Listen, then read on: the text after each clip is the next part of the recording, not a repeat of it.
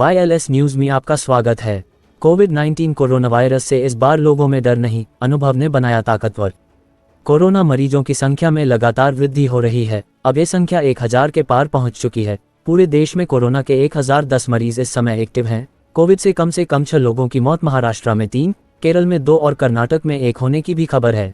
लेकिन इसके बाद भी इसे लेकर लोगों में कोई भय नहीं है। इसका सबसे बड़ा कारण यही है कि केंद्र राज्य सरकारों के द्वारा लगातार यह संदेश दिया जा रहा है कि कोरोना का ये वेरिएंट घातक नहीं है। इसको लेकर चिंता की कोई बात नहीं है। हालांकि इसके बाद भी कोरोना मरीजों को लेकर सभी राज्य सतर्क हैं।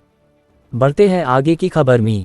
महाराष्ट्र में आसमान से गिर रही आफत, मुंबई में पटरियों पर भरा पानी, अब तक 21 की मौत। महाराष्ट्र में इस साल मानसून ने तय तारीख से 15 दिन पहले दस्तक दी है। जहां आमतौर पर बारिश 11 जून के आसपास शुरू होती है, इस बार 25 मई को सिंधुदुर्ग जिले से इसकी शुरुआत हो गई और 26 मई तक मुंबई तक भी पहुंच गया। मौसम विभाग के अनुसार अरब सागर पर बना कम दबाव का क्षेत्र चक्रवात बनने की ओर था, लेकिन वह डिप्रेशन में बदल गया और रत्नागिरी से लगभग 40 किलोमीटर उत्तर तथा दापोली के दक्षिण में जमीन से टकरा गया, जिससे पुणे और सतारा में 24 मई को भारी बारिश हुई। राज्य में बारिश की वजह से 21 लोगों की जान चली गई है। बढ़ते हैं आगे की खबर में। यूपी में देर रात police encounter, Lawrence Bishnoi gang का शार्प शूटर ढेर मकोका के केस में था फरार।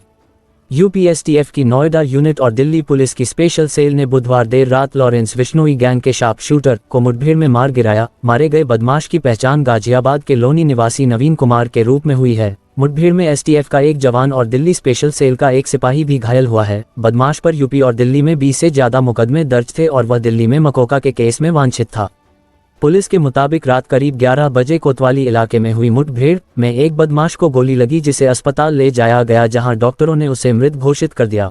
उसका साथी मौके से फरार होने में कामयाब रहा। पुलिस के अनुसार नवीन लॉरेंस गैंग का सक्रिय सदस्य और शार्प शूटर था और दिल्ली के थाना फर्श बाजार क्षेत्र में दर्ज हत्या और मकोका के मामले में फरार था। वो लॉरेंस गैंग के कुख्यात सदस्य हाशिम बाबा के साथ मिलकर अपराध करता था। पुलिस के अनुसार बदमाश के पीछे 2 राज्यों की पुलिस और एसटीएफ की टीम लगी हुई थी। बुधवार रात उसकी लोकेशन हापुड़ में मिलने के बाद टीम ने हापुड़ पुलिस को अलर्ट किया। दिल्ली रोड स्थित आनंद विहार आवासीय कॉलोनी में बाइक से जा रहे बदमाश को टीम ने रुकने के इशारा किया तो उसने पुलिस पर गोली चला दी। पुलिस फायरिंग में गोली लगने से बदमाश मौके पर ही गिर गया। घायल बदमाश को अस्पताल ले जाया गया, जहां चिकित्सकों ने उसको मृत घोषित कर दिया है।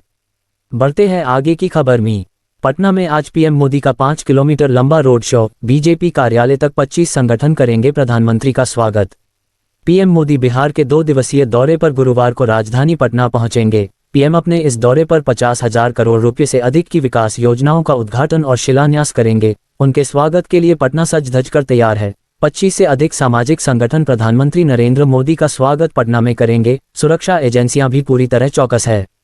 इस साल के 5 महीनों में प्रधानमंत्री मोदी की यह चौथी बिहार यात्रा है। गुरुवार की शाम 5 बजे पटना एयरपोर्ट पर विशेष विमान से पहुंचने पर उनकी आगवानी राज्यपाल आरिफ मोहम्मद खान और मुख्यमंत्री नीतीश कुमार व उप मुख्यमंत्री सम्राट चौधरी समेत वरिष्ठ मंत्रीगण करेंगे। बढ़ते हैं आगे की खबर में। एक हाथ से ताली नहीं बजती, सुप्रीम कोर्ट ने दुष्कर्म के आरोपित इन्फ्लुएंसर को दी अंतरिम जमानत। सुप्रीम कोर्ट ने 40 वर्षीय महिला के दुष्कर्म के आरोपित 23 वर्षीय इन्फ्लुएंसर को अंतरिम जमानत दे दी है। कोर्ट का मानना है कि आरोपित 9 महीने से जेल में है और उसके खिलाफ आरोप तय नहीं किए गए हैं। कोर्ट ने यह भी कहा कि महिला बच्ची नहीं है और एक हाथ से ताली नहीं बजती। जस्टिस बीबी नागरत्ना और जस्टिस सतीश चंद्र शर्मा की पीठ ने तीखे टिप्पणियों में पूछा कि दिल्ली पुलिस ने उस व्यक्ति के खिलाफ दुष्कर्म का मामला कैसे दर्ज किया जो एक इंटरनेट मीडिया इन्फ्लुएंसर है, जबकि महिला ने स्वेच्छा से उसके साथ जाने का निर्णय लिया था। पीठ ने कहा, एक हाथ से ताली नहीं बजती। आपने आईपीसी की धारा 376 के तहत मामला किस आधार पर दर्ज किया है? वह बच्ची नहीं है। महिला 40 वर्ष की है। वे जम्मू 7 गए हैं। आपने 376 का सहारा क्यों लिया? यह महिला 7 बार जम्मू जाती है और पति को कोई परवाह नहीं है।